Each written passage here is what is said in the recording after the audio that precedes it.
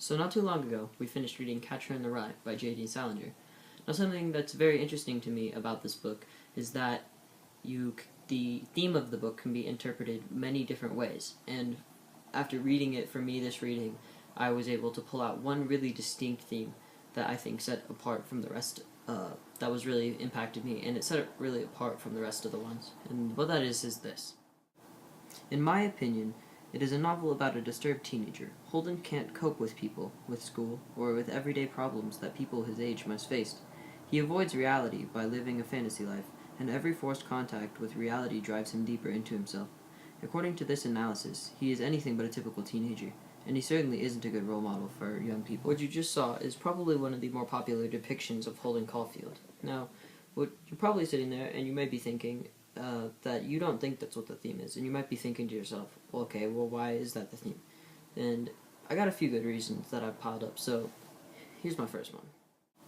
So in the novel, Holden talks about how, what he would actually want to do, because he's asked what would he want to do.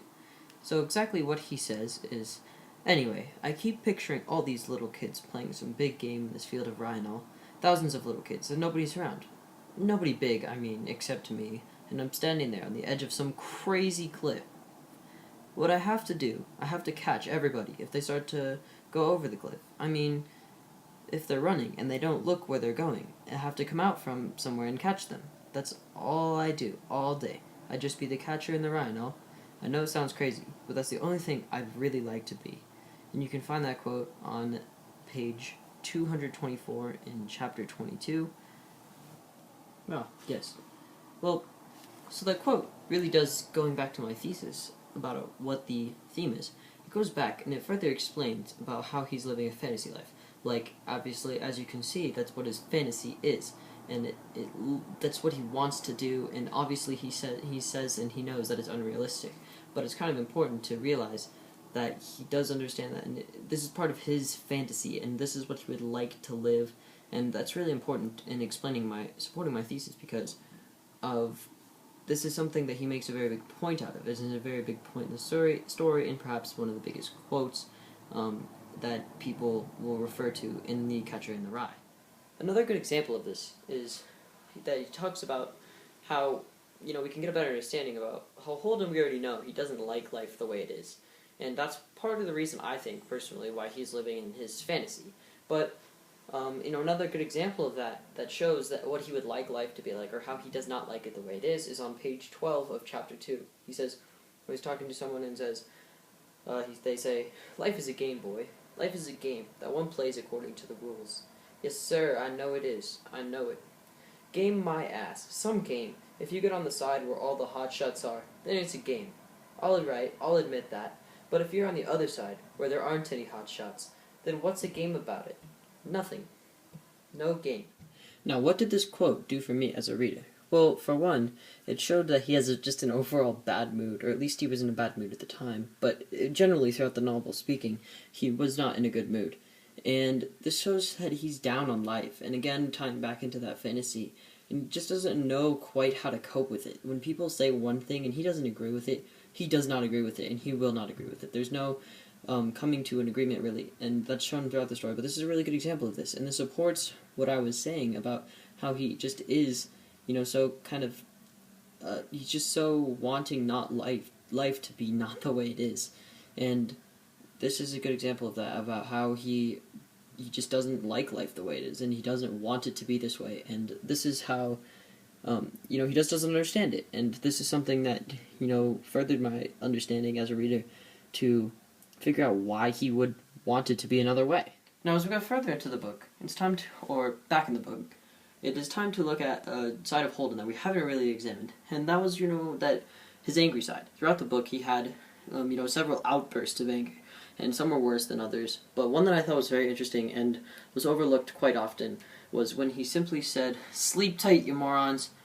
And why is this important? Well, now, obviously that was an unexaggerated version from the way that Holden was probably feeling, but I'm pretty sure that most of you can get the point. So this ties back into the fact that Holden simply cannot relate to people, or not necessarily relate, but he can't cope with them. And when people say something that just gets on his nerves, like a pet peeve that some of us might have, You know, maybe someone taps you on the shoulder to get your attention, I don't know. Or just, you know, anything. People asking you to borrow your pencils all the time. Something silly that would, you know, is a pet peeve and you don't like it, but something that goes like for Holden, it seems to make him very, very angry a lot of the time. And he just does not have a way, he does not think of a way that he could be able to deal with this. And, you know, that proved to be a rather big problem in the story. I'm on a bag.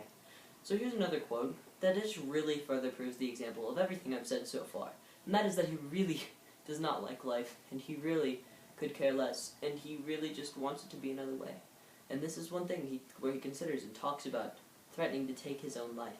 On page 141 of chapter 18, he says, "Anyway, I'm sort of glad they got to the atomic bomb invented. If there was ever another war, I'm going to sit right the hell on top of it. I'll volunteer for it. I swear to God I will." And that really just, you know, is something that hit me. And that it just hit me, like, straight in the face. He says how he wants to take his own life. And this is something that's important because people, you know, that's suicided. Holden talks about this a few times, about taking his own life. But he obviously never gets around to doing it. But he just doesn't like people, and he can't deal with it. And literally, he goes off on these tangents, for example, like this one, where he just goes on tangent to rant about something that he doesn't like, and oftentimes about people. And I think that's a really important thing to look in the story, because Holden just can't deal with it. And he never has at any point in the book, except for with a few people, i.e. Sally, Jane, and those people, and that's really... So, this brings me to my last point, which is certainly not the least, and I think it is very important as well, just like all the other ones. And that is on page 121 of chapter 16. He says, "The best thing, though, in a museum was that everything always stayed right where it was. Nobody would move." And then abbreviating the quote, so going on a little bit more, he says, "Nobody'd be different. The only thing that would be different would be you." And in between there, he just talked a little bit more and said how when he leaves, everyone is the same. Or everything in there is the same, but the only thing that would be different would be yourself. And this shows that Holden doesn't want to grow up. He wants to stay right where he is in his childhood because he does not like the responsibilities that he and other people would have to deal with.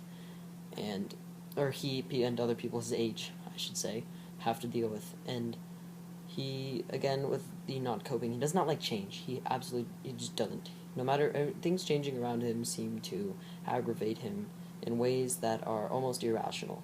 But that's something that makes him separate from everyone else in the story and in life.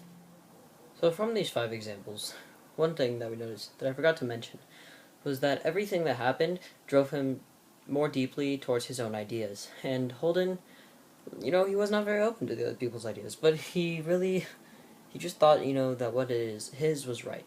But he really didn't say, "I'm right, you're wrong." He just said, "This is how I think it should be." And, you know, just everything that happened, every contact he had, and this, to quote that the contacts that he made just drove him deeper into a well of sadness that he had produced for himself. And I think that was really unfortunate.